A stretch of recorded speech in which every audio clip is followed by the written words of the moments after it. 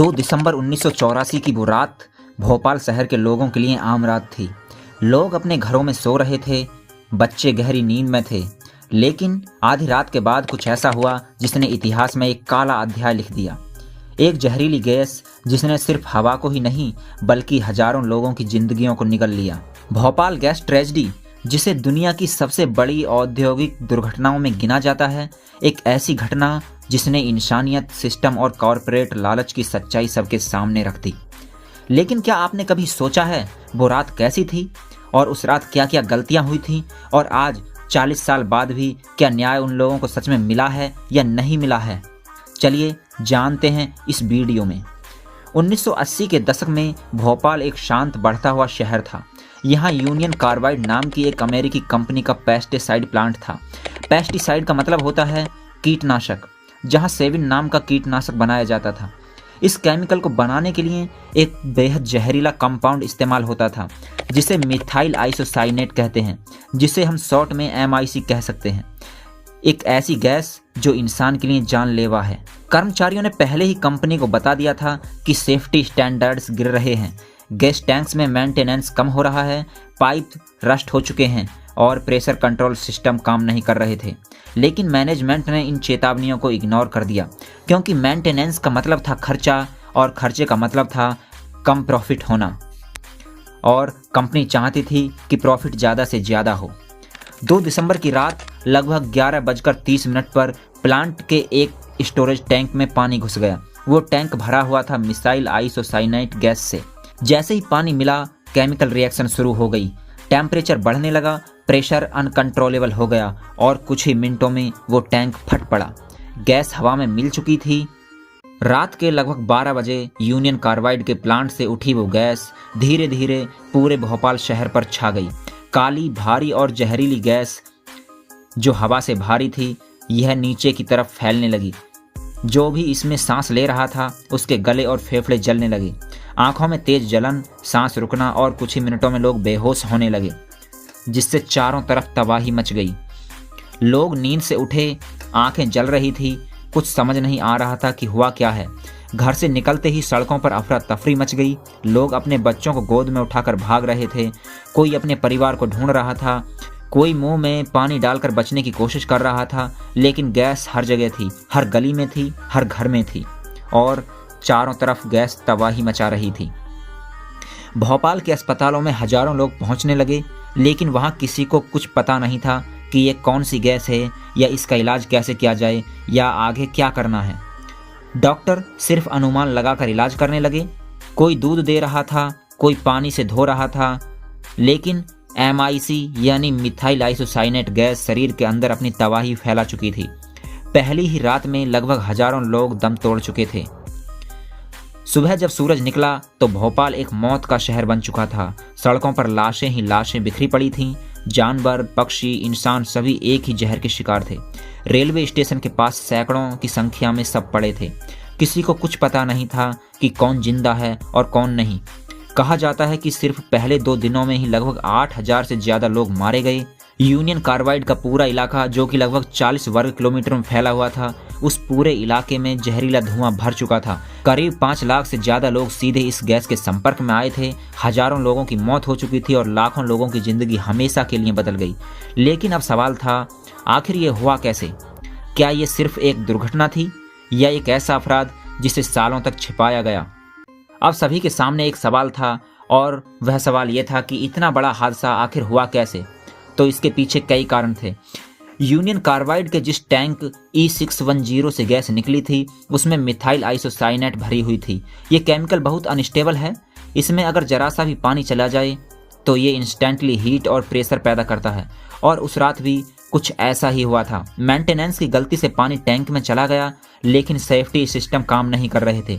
ना cooling system चालू था, ना प्रेशर वेंट ठीक था। असल में ये हादसा केवल एक दिन की गलती नहीं थी, बल्कि इसके पीछे कई सालों की लापरवाही का नतीजा था। यूनियन कार्बाइड ने लागत घटाने के लिए सेफ्टी स्टॉक कम कर दिए थे, मेंटेनेंस के लिए फंड्स को रोक दिया था और वार्निंग सिस्टम बंद पड़े थे। कंपनी के इंजीनियर्स को पता था कि खतरा है, लेकिन मैनेजमेंट का जवाब था कि प्रॉफिट पहले, सेफ्टी बाद में। हादसे के बाद यूनियन कार्बाइड के अमेरिकी CEO वारेन एंडरसन भारत आए। सरकार ने उन्हें गिरफ्तार किया, लेकिन कुछ ही घंटों में उन्हें वीआईपी ट्रीटमेंट देकर छोड़ दिया गया। वो निजी विमान से अमेरिका चले गए और फिर कभी लौटकर भारत वापस नहीं आए। एक तरफ हजारों लोग मर रहे थे, दूसरी तरफ जिम्मेदार व्यक्ति आराम से अपने देश वापस लौट गया। कानून, राजनीति और पैसा, ये सब मिलकर सच्चाई को दबा रहे थे। भारत सरकार ने भी एक जांच समिति बिठाई, लेकिन इस जांच में भी सच्चाई का बड़ा हिस्सा छिपा दिया गया। यूनियन कार्बाइड ने कहा ये तो सिर्फ एक एक्सीडेंट था, जबकि ग्राउंड रिपोर्ट्स बता रही थी कि प्लांट के डिजाइन में खामियां थीं, ट्रेनिंग में कमी थी और सेफ्टी स्टैंडर्ड्स जानबूझकर कम किए गए थे। फिर भी किसी बड़े अधिकारी को सजा नहीं मिली, ना कंपनी के अधिकारियों को। यूनियन कार्बाइड ने अपने बचाव में हर तरीका अपनाया। उन्होंने कहा गैस लीकेज किसी सबोटेज का नतीजा थी। उन्होंने कंपेंसेशन कम करने के लिए विक्टिम डाटा को चैलेंज किया, रिकॉर्ड्स गायब किए और अपने अमेरिकी पेरेंट कंपनी को कानूनी दायरे से बाहर रखा। धीरे धीरे ये साबित हो गया कि ये सिर्फ एक एक्सीडेंट नहीं था, बल्कि कॉर्पोरेट नेग्लिजेंस और सिस्टम फेलियर का नतीजा था। एक ऐसा सच जिसे पैसे और ताकत से दबा दिया गया था। अगली सुबह जब सूरज निकला तो भोपाल पहचानने में नहीं आ रहा था। हर गली में सन्नाटा था। हजारों लाशें सड़कों पर बिछी हुई थीं। कुत्ते, गाय, पक्षी, कोई भी जिंदा नहीं बचा था। चारों तरफ सन्नाटा ही सन्नाटा फैला हुआ था। हॉस्पिटल इतने भरे हुए थे कि मरीजों को जमीन पर लिटाना पड़ रहा था। डॉक्टरों को पता ही नहीं था कि कौन सी गैस निकली है, क्योंकि कंपनी ने केमिकल कंपोजिशन तक भी छुपा दिए थे। लोग पानी मांग रहे थे पर आंखें जल रही थी, फेफड़े काम करना बंद कर रहे थे और प्रशासन पूरी तरह से बेबस था। किसी को कुछ समझ में नहीं आ रहा था कि अब आगे करना क्या है। लेकिन कहानी यहीं खत्म नहीं हुई। उस गैस का असर आज भी जारी है। भोपाल के आसपास की मिट्टी और पानी जहरीले केमिकल्स से भरे पड़े हैं। हजारों बच्चे जन्म से ही बीमार पैदा होते हैं। कई परिवारों की तीसरी पीढ़ी भी इसका दर्द झेल रही है। MIC यानी मिथाइल आइसोसाइनेट और दूसरे केमिकल्स ग्राउंड वाटर में घुल गए और आज भी लाखों लोग वही जहर पीने को मजबूर हैं। भोपाल अब भी जिंदा है, लेकिन उसी जहर के साथ में।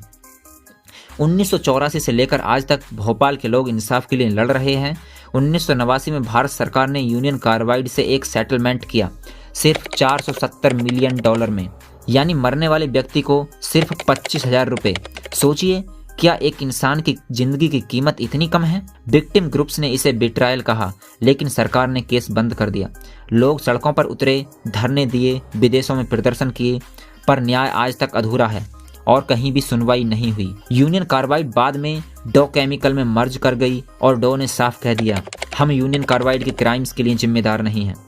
भारत की अदालतों ने बार बार केस खोला और बंद किया, पर कोई ठोस कार्रवाई नहीं हुई। राजनीति और कॉरपोरेट ताकत ने इंसाफ को दबा दिया। दुनिया के सबसे बड़े इंडस्ट्रियल डिसास्टर का दोषी आज भी आज़ाद घूम रहा है। 40 साल बीत गए हैं, पर भोपाल के जख्म अभी भी ताज़ा हैं। हर साल 3 दिसंबर को मोमबत्तियाँ जलती हैं, लोग अपने प्रियजनों को याद करते हैं। ये हादसा सिर्फ भोपाल का ही हादसा नहीं है, ये पूरी इंसानियत के लिए एक सबक है, एक याद दिलाने वाली आवाज़ कि जब प्रॉफिट इंसानियत से बड़ा बन जाए तो नतीजा हमेशा एक एक्सीडेंट ही होता है। भोपाल गैस ट्रेजेडी हमें यह बताती है कि टेक्नोलॉजी और इंडस्ट्री अगर बिना जिम्मेदारी के चलें तो वो विनाश का कारण ही बनते हैं। आज भी भारत में सैकड़ों केमिकल फैक्ट्रीज हैं जहां सेफ्टी स्टैंडर्ड्स ना के बराबर हैं। अगर हमने भोपाल से कुछ सबक नहीं सीखा तो अगला हादसा सिर्फ वक्त की बात है। इसलिए ज़रूरी है कि सरकारें सख्त कानून बनाएं, कंपनियां अपनी जवाबदेही निभाएं और हम नागरिक सवाल पूछते रहें, क्योंकि जब जनता चुप रहती है तो सच्चाई हमेशा दबा दी जाती है। भोपाल की कहानी सिर्फ एक हादसा नहीं है, ये एक चेतावनी है कि इंसानियत से बड़ा कोई मुनाफा नहीं हो सकता। 40 साल बाद भी जो बच्चे बीमार पैदा हो रहे हैं, जो माएँ अब भी अपने खोए बच्चों की तस्वीरें संभाले बैठी हैं, उनका दर्द हमें याद दिलाता है इंसाफ सिर्फ अदालतों में नहीं, हमारे ज़मीर में भी होना चाहिए। और अगर आप सोचते हैं कि एक आम नागरिक कुछ नहीं कर सकता, तो याद रखिए, हर बड़ी क्रांति एक सवाल से शुरू होती है, और वो सवाल है क्यों इतने लोग मरे, क्यों किसी को सज़ा नहीं मिली और क्यों हम अब भी चुप हैं। अगर आपको ये वीडियो जानकारीपूर्ण लगा हो तो इसे शेयर कीजिए, ताकि और लोग भी जान सकें कि भोपाल शहर सिर्फ एक शहर नहीं है, बल्कि एक सबक है। मैं हूँ टीकम सिंह और मिलते हैं हम सब एक अगली वीडियो में, एक नई कहानी और एक नई सोच के साथ।